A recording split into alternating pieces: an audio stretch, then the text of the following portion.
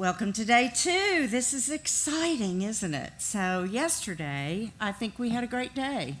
I was quite encouraged by what I heard. I think everybody did a really good job on the panels. The questions were very good, so I'm pretty excited to get started today. Today's focus, we're going to talk about existing and emerging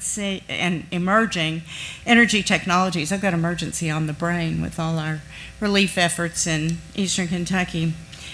Existing and emerging energy technologies. Our challenges with energy infrastructure.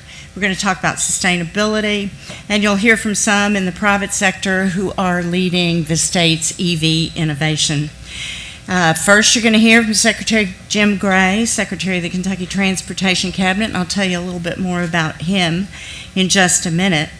Then next, we'll have a panel who will go into the state's energy future, a future that incorporates all our existing resources, as well as hydrogen, nuclear, and carbon capture technologies. You're going to hear from Kenya Stump, our Executive Director of the Office of Energy Policy, Seth Cutter, the Director of Communications and Government Affairs for the Cincinnati Northern Kentucky Airport. You're going to hear from Brett Badulovich, close, I got it, Vice President of NiSource, Caitlin Moffitt, Strategic Consultant with TVA, and Jeffrey Priest, the Director of Research and Development for EPRI.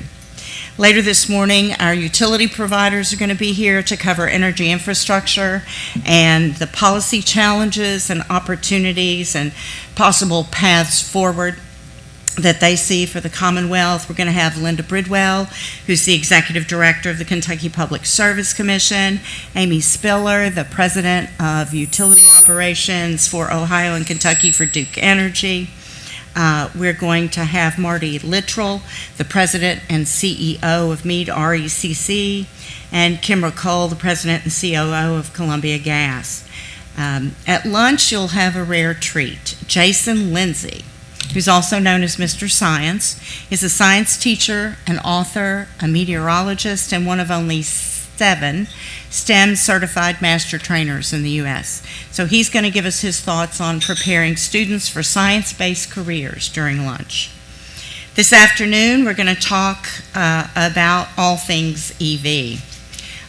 We're going to talk about our future in the EV market. We're going to talk about emerging technology, the critical mineral needs of that industry, workforce challenges, and the questions surrounding the recycling of used EV batteries.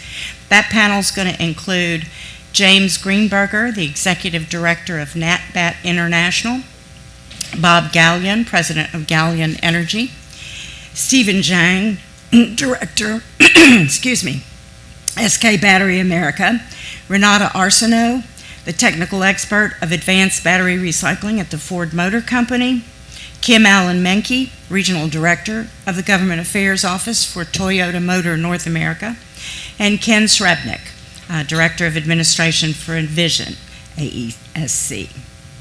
And our final talk is going to be about sustainability. You'll hear from representatives of some of Kentucky's key industries as they talk about what's driving them, what's on their radar, and some of the incredible innovations already at play here in Kentucky. That panel is going to include Monique Quarterman, Deputy Executive Director of Kentucky Innovation, Lewis Buck, Government Relations, Digestate Nutrients Development, Three Rivers Energy Partners, Andrew Isherwood, Director of Energy Origination, that's a hard word to say, and Development of TC Energy, and John Gagel, the Chief Sustainability Officer for Lexmark right here in Lexington. Kentucky's history is as a coal state. You know, we powered the nation. We're very proud of that. We have the opportunity in Kentucky, however, to keep our fossil fuel heritage, but position ourselves to become a new energy provider. And some of that could be as a regional hydrogen hub for production, transportation, export, and industrial use. Hydrogen is the simplest and most abundant element known in the universe, and you can make it from darn near anything. It's both an energy carrier and can also deliver or store energy.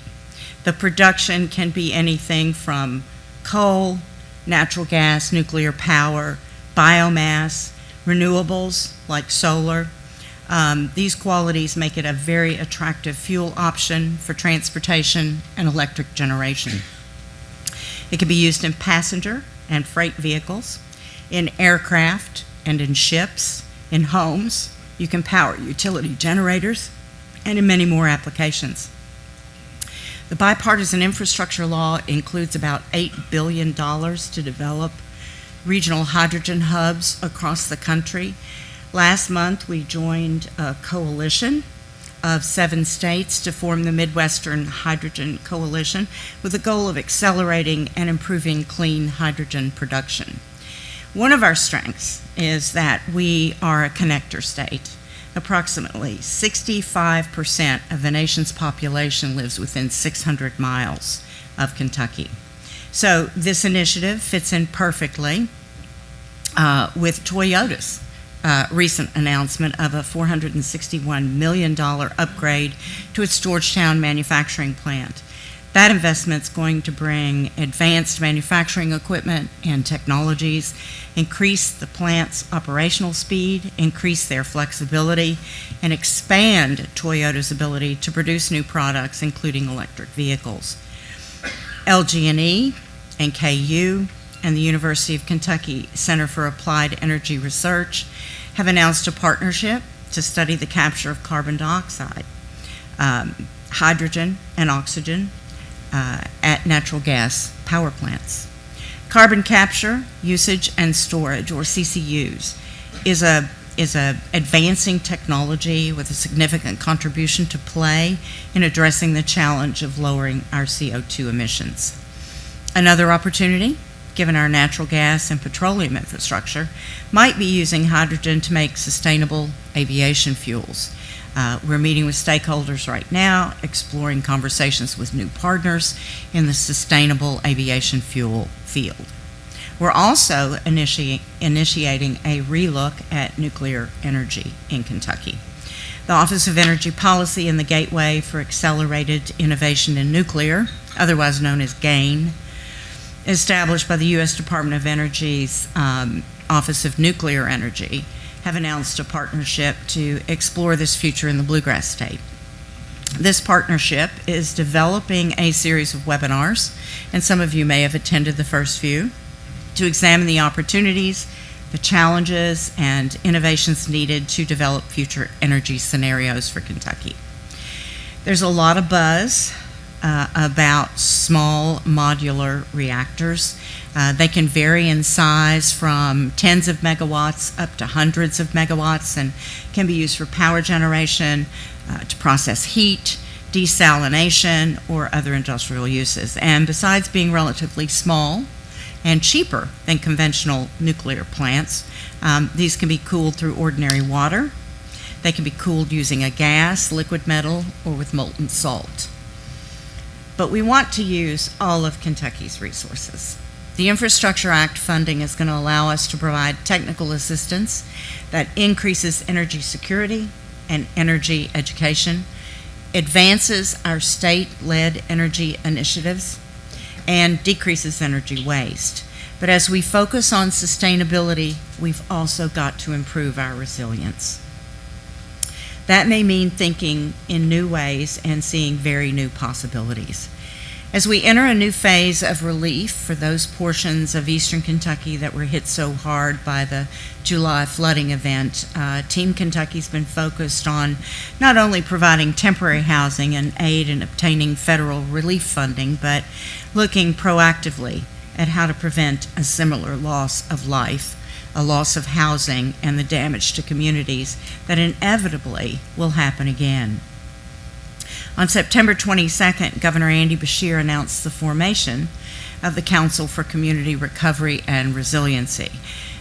It's a partnership with federal, state, and local executive branch officials, 2 members of the General Assembly, and with support from Kentucky Emergency Management and our military.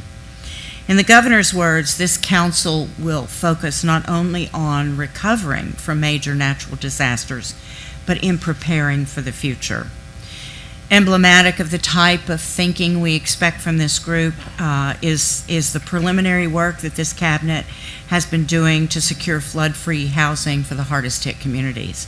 We've used the Geographic Information System, utility distribution and mining data sets to assess potential sites for local communities to have the opportunity to rebuild their mountain communities. In other words, identifying sites that would serve as resilient and sustainable and safe places for families to plant new roots within their existing communities. It's very early in the process, but we're excited by the potential to help make these mountain communities safer.